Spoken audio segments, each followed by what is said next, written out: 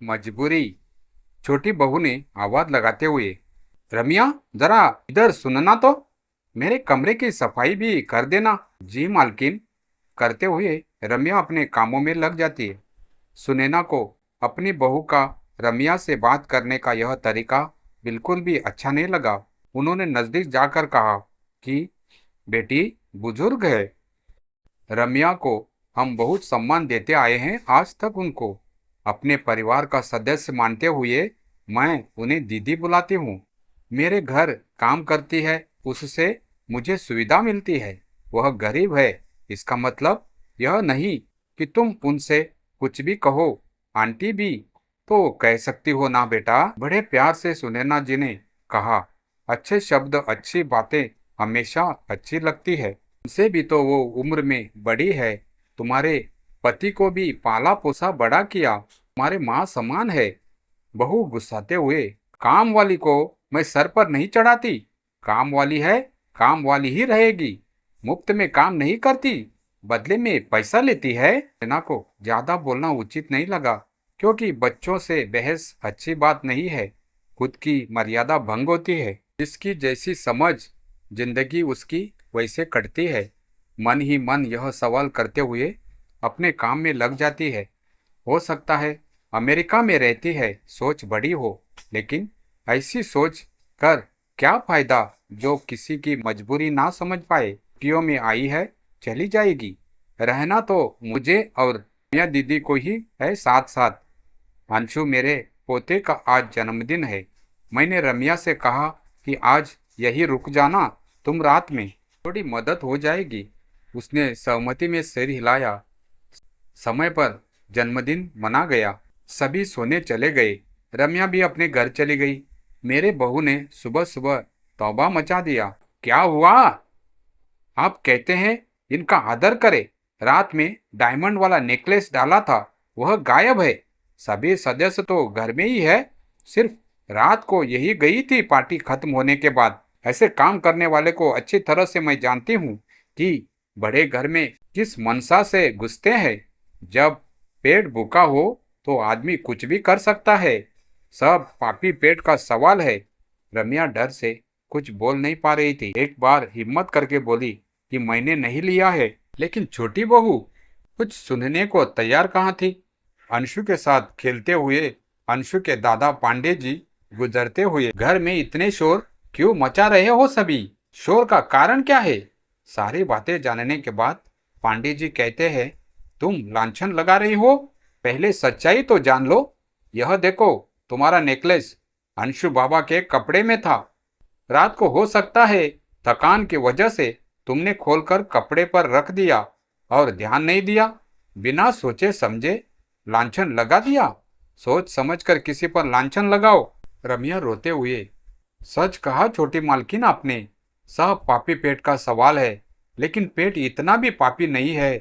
ईमानदारी पूर्वक अपने सम्मान को बचाते हुए काम करना हमारी मजबूरी है। हम अपने पेट को चलाने के लिए मजबूर है, इसीलिए मजदूर है। रमिया की आंखों से टपकते आंसुओं ने पूरे घर का माहौल एकदम शांत कर दिया। सुनैना जी ने जाकर रमिया को गले से लगा लिया। दीदी, हम जानते हैं तुम जैसी औरतें ही समाज की रीढ़ होती है, जो खुद चलती है पर दूसरों के घर रोशन करती है। छोटी बहू का चेहरा शर्म से झुक गया, पर अभी भी अहंकार पूरी तरह टूटा नहीं था। वह बोली, मम्मी जी, अगर मैंने गलती की है तो सॉरी, लेकिन मैं अपनी चीजों को लेकर सतर्क हूँ। ये मेरा अधिकार है। पांडे जी गंभीर स्वर में बोले, बिल्कुल ठीक है बेटा, अधिकार हर किसी का होता है, लेकिन हर अधिकार के साथ एक जिम्मेदारी भी आती है, इंसान को पहचानने की। और अगर उस जिम्मेदारी में गलती हो जाए तो क्षमा भी मांगनी पड़ती है, आदर से, प्रेम से। छोटी बहू चुप रही, कुछ कह नहीं पाई। उसी समय अंशु दौड़ता हुआ आया और रमिया के पैर से लिपट गया। रमिया दादी, आप मेरे साथ खेलोगी ना आज भी? रमिया ने अपनी नम आंखों से मुस्कुराते हुए अंशु के सिर पर हाथ फेरा। हाँ बेटा, खेलेंगे और कहानी भी सुनाएंगे। इतने में सुनैना जी ने कहा, रमिया दीदी, आज आप यही रुक जाना। मैं चाहती हूँ कि अंशु आपकी कहानियों में पलकर बड़ा हो। आज के बच्चे किताबी ज्ञान से नहीं, जीवन के अनुभव से सच्चे इंसान बनते हैं। छोटी बहू की आंखें भर आई। शायद कहीं न कहीं उसकी सोच को एक नई दिशा मिल रही थी। शाम को सुनैना जी ने रम्या को अपने पास बिठाकर पूछा, दीदी, तुम्हारे बच्चे नहीं हैं? रम्या की आंखें एक बार फिर भर आई। थे, एक बेटा था, पर बचपन में बुखार से चल बसा। फिर मैंने बच्चों से रिश्ता ही जोड़ लिया। सबके बच्चों को अपना समझा, उसी में खुश हूँ।